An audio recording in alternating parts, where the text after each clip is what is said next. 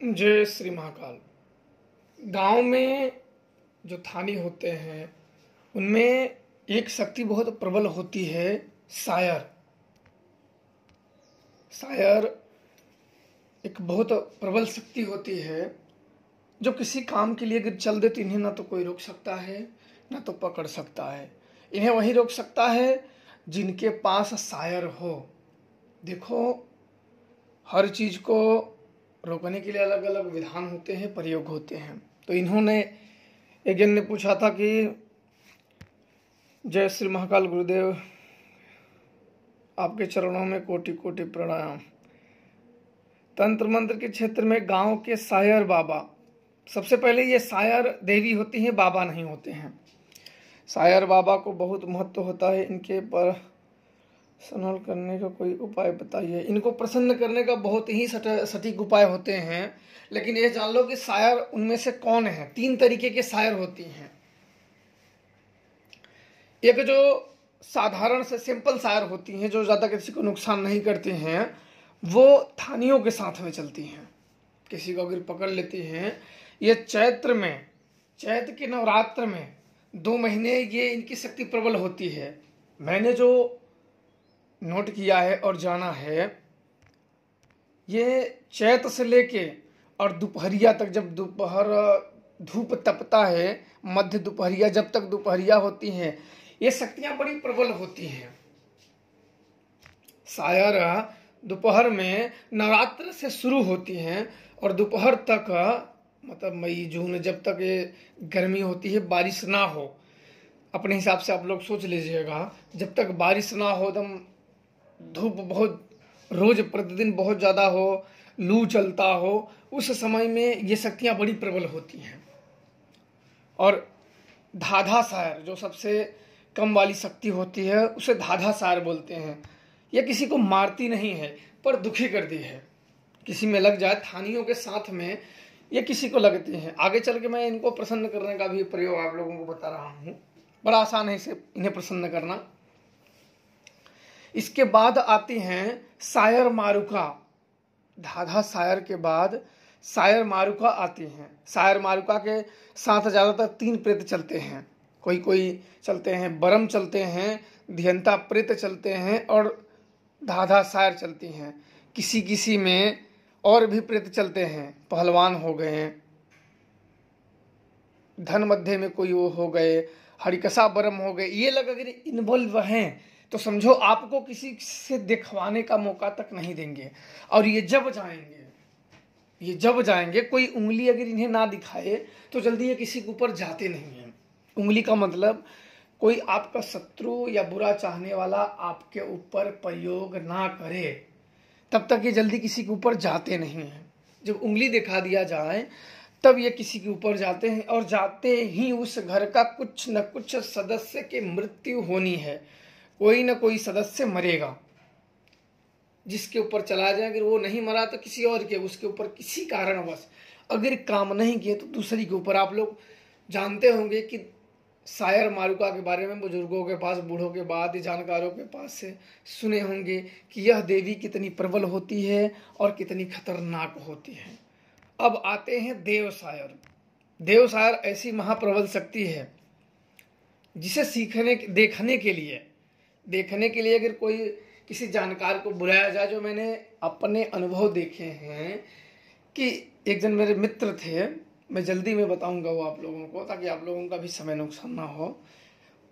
मेरे मित्र थे, उनके दादाजी बहुत बड़े सिद्ध थे, तांत्रिक थे, तो वो शक्तियां उनको बुझवा रहे थे और शक्तियां बिगड़ गई थी क्योंकि बूढ़े हो गए थे, पूजा पाठ कर नहीं रहे थे। तो इन सब का मानना था कि शक्तियां बिगड़ गई हैं। तो उन्हें दिखवाने के लिए बड़ी दूर दूर से लोगों को बुलाया गया। जो आता था बस देखने बैठता था और वहीं बीमार हो जाता था। वहीं जो देखने बैठता था, अगरबत्ती, कपूर या अन्य अपनी शक्तियों के आवाहन के लिए जो सामान एकत्रित करता था, इसके बाद वो उसी के ऊपर आ जाते थे और वो हाथ जोड़ लेते थे। तो इतने प्रबल देवशायर होती हैं। देवशायर अगर किसी के घर में हों तो कोई भूत आपके ऊपर करेगा तो आपको मालूम बाद में चलेगा, पता बाद में चलेगा, पकड़ पहले लेंगी शक्तियां। कोई आपके ऊपर किसी भी प्रकार के प्रयोग करता है तो पता आपको बाद में चलेगा, पर शक्तियां पकड़ लेंगी।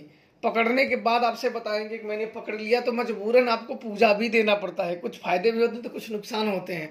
अब बता दिए कि मैंने पकड़ लिया है तो आपका ना चाहते हुए भी मन आपको अपने जेब से, क्योंकि भाई आपका काम किया है तो आपको अपने जेब से पूजा देना पड़ेगा, और नहीं दोगे तो फिर इनका खामियाजा भी भरोगे। इतना याद रखना। ये देव शायर होती हैं, इनकी शक्तियां बड़ी प्रबल होती हैं, पर एक छोटे से समय में इनके बारे में व्याख्या करना नहीं हो पाएगा। यही होता है कि छोटा मुंह, इनके बारे में बस यही कि इनकी महिमा जितनी गाई जाए उतना कम है। छोटा मुंह बड़ी बात वाली कहानी होती है ये। और इनको प्रसन्न करने के लिए धार लेना चाहिए। सबसे पहले आपको धार सुबह के समय में उठना है, सुबह के और इनकी पूजा मैंने बता दिया, जो दोपहर, जो इतने 1-2 महीने अपने हिसाब से सोच लो कि कैसे 2-3 महीने तक दोपहरिया तपती है, ज्येष्ठ की दोपहरिया हो, बिल्कुल इन सब में आपको सुबह उठना है। सुबह उठना है नवरात्र से, और जब तक दोपहरिया तपे बिल्कुल एकदम, सुबह उठ के और आपको नहा धो के साफ सफाई करके 1 लोटा जल लेना है। जल कुएं का होना चाहिए, ध्यान रखना, कुएं का हो या बोरवेल का हो, क्योंकि बहुत में चापाकलों में वो वासर चमड़े के लगे होते हैं तो वो नहीं होना चाहिए। और उनमें धार भरनी है। 2 तरीके की धार आती हैं, एक पक्की धार आती है, एक कच्ची धार आती है। तो आपको पक्की धार लेनी है, जो पीले वाले होते हैं। कच्ची धार में अन्य शक्तियों को कच्ची धार भी लगती है, वो गरी होते हैं, छुहाड़े होते हैं, और जो लावे होते हैं गोल गोल जैसे, क्या मखाना, हाँ मखाना ही बोलते हैं उसे, वो होते हैं 5 प्रकार के, उसे कच्ची बोलते हैं। अब वो लेने के बाद आपको 1 लोटा जल में पानी में मिला देना है, और 3 अगरबत्ती लेनी है, बस और कुछ नहीं लेना है। अगरबत्ती और थोड़ा सा कपूर लेना है, और सुबह उठ के और व्हाइट कलर की आपको धोती पहननी है।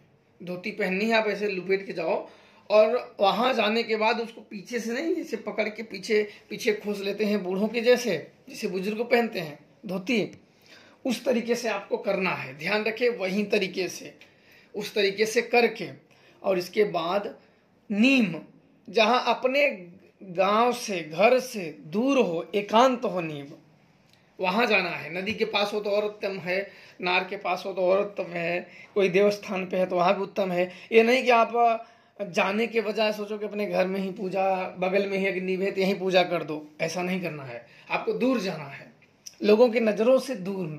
दूर जाने के मतलब कि लोगों के नजरों से दूर रह के तपस्याओं को की जाए। अब वहां गए और सर्वप्रथम आपको 1 चक्कर नीम के लगाने हैं और माता को प्रणाम करना है।